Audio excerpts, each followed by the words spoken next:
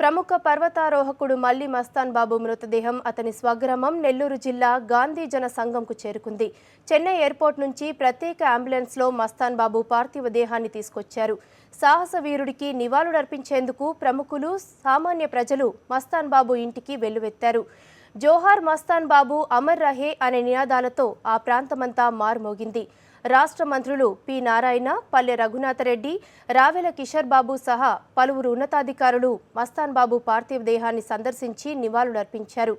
మస్తాన్ బాబు కుటుంబ సభ్యులను ఓదార్చారు. ముఖ్యంగా మస్తాన్ తల్లి పరిస్థితి వర్ణనాతీతం. కొడుకు మృతిని తట్టుకోలేక గుండె లవిసేలా రోధిస్తోంది.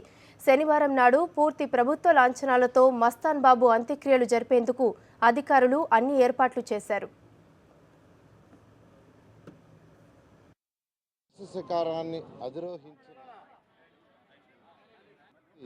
ఈరోజు మన మల్లె మస్తాన్ బాబు తెలుగు వ్యక్తి, మనం ఎంతో గర్వపడాల్సిన వ్యక్తి.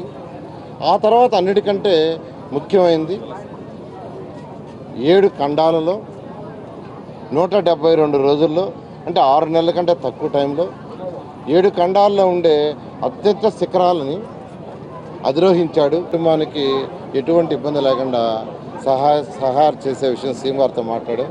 సీఎం గారు మాట్లాడతానన్నారు.